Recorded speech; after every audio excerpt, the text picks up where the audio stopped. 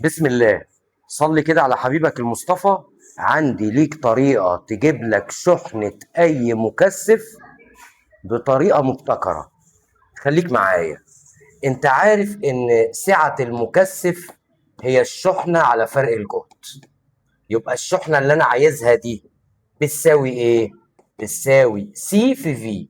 لو أنت عايز تجيب الشحنة الكلية يبقى لازم تجيب السي داش بتاعت الدايرة كلها في فرق الجهد بتاع المصدر اللي عندك.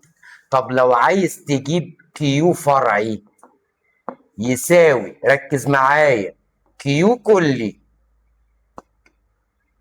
في سعتها، السعة بتاعت المكثف اللي انت عايز تجيب الشحنة بتاعته على مجموع السعات. نفهم مع بعض واحدة واحدة على مجموع الساعات. تعالى معايا. في الدائرة الكهربية المقابلة عايز الشحنة المتراكمة على المكثف سي 2. طب واحدة واحدة. البطارية بتطلع تيارها من القطب الموجب أو شحنتها من القطب الموجب. تيجي الشحنة هنا تتقسم جزء على المكثف سي 1 وجزء على المكثف سي 2. يبقى كده الشحنة اللي هتمر في سي 2 هي شحنة جزئية. تعالى الأول نجيب الشحنة الكلية. الشحنة الكلية قلنا بتيجي منين؟ أيوة، سي داش في في.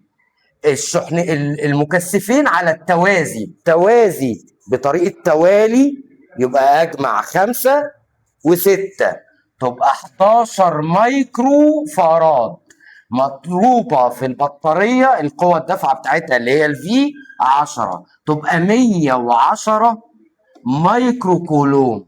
الراجل مش عايز الشحنة الكلية، الراجل عايز الشحنة على المكثف سي 2. يبقى الشحنة الفرعية بتاعة سي 2 قلنا هتتجاب كيو كلي اللي لسه جايبينها ب 110 في السعة بتاعة المكثف اللي انت عايز تجيب الشحنة عليه اللي هي ب6 على مجموع السعتين. مجموع رياضة ملهاش دعوة بقى توالي ولا توازي.